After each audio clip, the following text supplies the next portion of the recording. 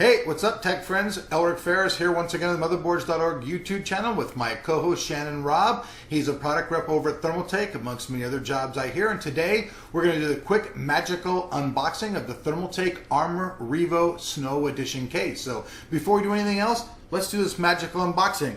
Hocus pocus, super frickin' focus, unbox this box now! Okay, so now that we've got the case out, let's hand the show over to Mr. Shannon Robb and let him talk about this new Thermaltake Armor Revo case.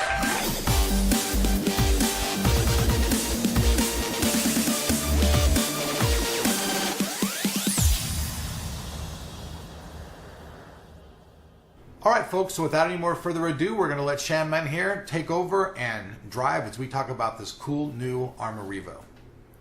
All right, well, though starting off, the Armor Revo has external 4 5.25-inch bays, and those are external. There is one included bracket, which converts to a 3.5-inch installation for not necessarily floppy drives as much as media card readers or something like that. It also has 6 internal, 3.5 or 2.5-inch compatible quick swap trays, so that they're easy to remove. They're plastic, they're tool free. You don't have to worry about using screws or any of that. Makes it much faster to install drives. We also have the cooling solution, which is 3 200mm fans, one in the front, one in the side panel, and one in the top. Now, let me ask you a question, Shannon. Now, do you actually have to have any tools at all to put the case and everything together other than putting the motherboard in there and your stuff for your, obviously for putting your CPU cooler? Does the case itself, though, can it all be done by hand? Because as you've been talking, I've been just kind of taking these screws off here, and they seem to come off very nice and easily. So is the rest of the case inside all very nice and just, simple ergonomic like this all the way through and through? Yeah, for the most part, it's tool-free. There's very little areas, unless you were changing out fans or, like you said, putting in your motherboard or installing a cooler, where you might need tools. Now, what about Rodney Reynolds? Is Rodney Reynolds going to be disappointed with this case? Because my fans in the world need to know if Rodney's going to be disappointed. Is this a removable motherboard tray? It is not a removable motherboard tray. All right. We apologize to you, Rodney.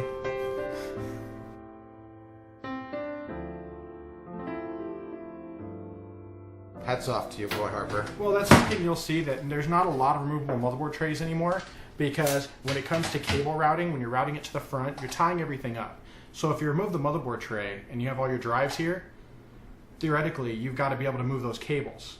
So if you have your cables routed through, for instance, we have very large pockets here for cable management. If you're routing all the cables through there and going to the drives, you're going to pull that motherboard tray out. Where's those cables going to go? Right. You're going to have some serious issues there. Well, we see one side already came off nice and easily, so I'll go ahead and just remove the other one. Now, folks, to remove it, all you have to do is just unscrew the little screws. You're going to pull it sideways. And then now we'll just go ahead and you guys can take a close-up of seeing the side of the panel. Here's the front of the panel we're showing you here. And then here is the back of the panel for you to see. Also, just to show you, you have the contact points right here. You'll notice when you took that panel off, you didn't have to unplug it. It's got direct connections. Oh, so that's pretty cool. So no more little wire cable running from the back of the case into the fan, giving you a little problem. I hated that. Yeah, it's pre-wired contact right there. So as soon as you close the side fan, or the side panel, the side fan starts going. Excellent, folks. You guys can see right here, close-up right here is the contact point here on the case right here where it makes it and connection. So when you close the case door back on, it closes this up and you got your fan working. Now, is it taking air in, or is this fan taking air out? At its default setting, it actually pulls air in. So therefore, the airflow design, you have 2 fans pulling inward, which is your front 200 and your side 200. The top 200 and the rear 140 are both outlets. Creating opposite flow pressure? Yeah, basically pulling air out. Okay. All right, that's pretty cool. So let's continue just driving on around it. Let's go to the front of the case right now, and let's go ahead and let's remove the front panel so that everybody on the home audience can go ahead and see that. So let's go ahead and pop that part of it off. Okay, and then folks, you guys can see, let's just talk about that real quick. You guys can see the front of this. You can see there's 2 little side doors on the side. Now, what these little doors have to do with anything, I think it was part of the armor design. Is there anything specific about these doors or no? No, they're more just a styling concept. They're more just something that makes you look at it twice. You don't look at it once and just go, okay, cool a case. You look at it and, it kind of catches you and you just look at it and go, why is that there? It's pretty cool. So it just makes you kind of, makes you, it's something you just catches your eye and makes you want to look at it another time. I had a dream the other day. I was telling the camera about it. It was like we were being invaded by aliens, but all the parts of their spaceships were like made of computer parts. This kind of looks like the main body of the flying ship right here. You got it right there. Where do you think we came up with the idea? I knew. You guys keep invading my dreams. Now I want commission on that. Now We all have- these front panels also very easily they remove. I was a little bit rough Normally there. they pull outward, actually. Yeah, I kind of went a little rough on that one. And they also feature inside. They feature a padded foam piece, which also doubles as a filter. So these can be removed and washed as well. Correct? Yeah, they could be removed. These ones, they basically will pull out here, but they are a little tougher to put back in. As the fans aren't actually pulling through here, this is more just a passive collection, so you probably won't need to clean this as much as you would the front grill area, just to kind of keep it nice and clean, which this actually has its own removable filter right here. There's actually a removable filter on the front. That's the one you'd probably want to clean, and so that one's easily removable. These ones, we don't really recommend it on the front because they are encapsulated within the mesh piece, so we don't really want to have people tearing those out because probably create more issues than you'd actually solve. Okay. Well, you guys saw the front of the case, very easily removed. We'll also just set that off to the side so they're going to dissect the beast more and more and more. Now we're going to go ahead and let's talk about the front features that are right here on the top of the case. So what all do we have right here on this part of the case, Shannon? Well, you got your USB 2.0 ports along with USB 3.0 ports, which use an internal motherboard 20-pin header, which is what most common motherboards now use. And then you also have an eSATA header, which connects directly to any of your internal SATA ports. And also you have your audio ports. So therefore you have access through the front without having to reach around the rear of your case. For most things you'd need like thumb drives or external drives or anything like that. And you also have, right up top, you have some fan controls along with your power and reset switch. And what about this little thing right here? Now, is this just like having your own little device for sticking your drives right in there, right on top? Well, that's what I was going to mention next. Is actually it's similar to our BlackX enclosure, except it's put in the top of the chassis. So therefore, you can drop a bare drive in, whether it's SSD 2.5 or 3.5 inch standard drive, will fit right in there, and it's a direct SATA connection into the board. So it's a white X connection. Well, this one would be considered a white edition BlackX. Oh, man. All right, then. All right, that's pretty funny stuff. So, all right, folks, so that kind of covers the front of it. You guys saw it. Removable mesh screen, all that good stuff. Now we're going to spin around, and we'll show you the internal guts of the inside of the case, where we can see right off the bat that we have the accessories pack. So here I'm going to go ahead and open the box up. Now, right off the bat, what's this little first thing we have here, Shanman? That's a 3.5 front adapter, like I said before. In order to fit a 3.5 floppy drive, which isn't real common, but let's say like a card reader, that would go right through there. And it also goes in combination with the other piece you'll find right in here. This is your 5 1/4 bracket. This allows mounting of multiple different drive types, or of course, most commonly for like an external card reader if you're really going to use that kind of thing. So you just stick that in there, stick that in your normal bay, mount this little piece, and away you go. Right? Exactly. Okay. Then also we got this little bag here. We've got, it's got a little PC speaker that's inside of there. Yeah. A lot of motherboard companies these days actually are cheap, we've noticed lately, and they don't include that, so it's kind of cool you guys do. We also have some Molex connectors, all of the offshoots, and I guess the rest of the stuff is that for cable management? Is that the stuff that's in there? Well, you got the 8-pin. This is actually an extender because some power supplies don't have a long enough cable. So this is actually an extension that allows it to reach up and around so that you can plug it in for a taller chassis. Okay. And also all of the standoffs and screws. Let me go ahead and pull this out of the bag so the audience can actually get a closer look at it. Here is the part that Shannon's talking about. If you're doing some of your cable routing and your power supply cable is not long enough, they include this one. It's actually sleeved as well.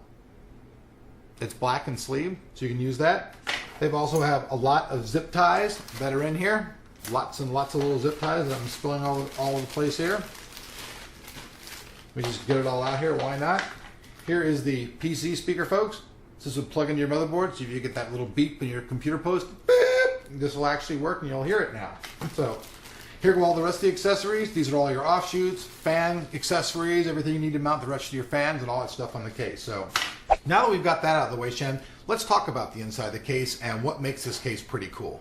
Okay, well, one of the things is we've noticed that socket locations on boards do change quite often. So therefore, instead of having your standard cutout, we actually made the cutout much larger. As you can see, it actually reaches the farthest ATX mounting, stud. So therefore, we can make sure that no matter where your socket location is, you should be able to take off and remove and install coolers without having to remove the motherboard because of a backplate. So it makes life a lot easier. Not to mention, like we said before, all these pockets right here allow you to route cables with a lot less effort and basically be able to hide cables behind the motherboard tray so that you have a much fancier looking system.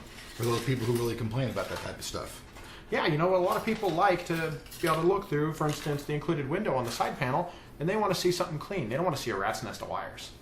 And this will help with that quite a bit, true? Oh, absolutely. And then also back here in the back of the case, we see there's a bunch of cable routing wires as well. So these are all the routes. You got power right here. You also have everything for USB 2.0, 3.0, including the 3.0 connection, which is the blue one right here, correct? Yeah, the 20-pin connector. And then you also have all the front panel connections, including the power connection, because this, like I said before, this is a fan controller here. So it actually has a low and high setting and a fan LED setting. So it has a 4-pin Molex that you'll want to connect to make sure all the fans work properly. Excellent. Now, let's talk about these little doohickeys there. Yeah, we have a little slide-out, easy access drive trays. They have removable plastic inserts to allow installation of a drive without screws, like we said before. They just snap in place and the drive's withheld, slides in. Of course, if you have an SSD, you do have to secure it with screws directly through the bottom. Okay, so it doesn't have a snap-in feature for the SSDs then? No, because SSDs vary in design and size, depending. I mean, you've seen the ones where some of them have plastic cladding, things like that around them. It's really hard to necessarily do it that, whereas all SSDs have a standard mounting hole pattern across the bottom, so it's much easier to get them fixed that way. And then you just go ahead and you insert it directly through, hook your cables up right through the back. You've got them all hidden back here, power and data, and you're pretty much ready to run. All right, so what about the back of the case right here? We can see that in the back of the case we have a single fan, and we also have what looks like 3 rubber little holes that I guess are going to be for using a water-cooled system, correct? For the most part, they would be a water-cooled system. Some people even use them, I've seen, for cable pass-throughs, but for the most part, this is designed actually for liquid cooling. For liquid cooling pass-through, we actually have much larger holes than some manufacturers because we want to make sure that no matter what size liquid cooling tubing you're using, you have the option there to run it through. And in this particular case, the power supply does mount on the bottom and the back like most normal ones. Yeah, just standard ATX power supply, mounts right in the bottom, and you even have an adjustable support brace right down at the bottom that you can adjust forward or backwards so that you have a support at the far end of the power supply and all your weight's not at the back where it could possibly twist or bend. What about using some of the very large, like long power supplies, like your guys' 1475? Will that fit in here as well? Absolutely. It's got an adjustment of almost, I would say, 3.5, maybe 4 inches for this bracket so that no matter what size power supply, from the smallest all the way up to the biggest, will fit there. Before we wrap this up, there's one thing I just really want to go over and talk about more is really about the cable management. We said before how you can cleanly put your hand back here and everything and show that, but there's also something even more to that.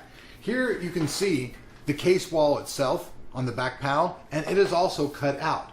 So we have plenty of room back there for total cable management, which means if you're one of those people who's very anal about hiding all their cables, with the new Armor Revo Snow White Edition, you're going to have no problem doing that whatsoever.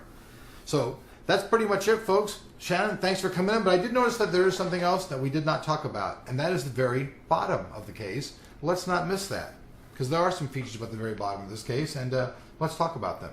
Well, yeah, you have the option to fit fans at the bottom as well, like, for instance, a 120mm fan directly at the bottom that can blow up or down, whichever you prefer. But one important feature also is, like I said before, the integration of fan filters. You have the front one I showed you. The top one has it integrated as well. It's not really removable. It's more just keeping stuff from falling into the chassis. Then you also have the PSU and fan. It's actually a really long length one. You'll notice it goes much farther than your PSU would be. So therefore you can remove this, and you saw it just slide in, slide out. It just goes into place and you're able to remove it, clean it, and just keeps your case a little more, helps a lot more with keeping your case dust free. All right. And then how much is this case coming to market? It's right around $189 from what I've seen right now. Okay. And it all depends on where you go. You know, you can always find a deal Newegg or places like that, Target Direct or Amazon even. Alrighty then. So hey folks, I mean that's pretty much it.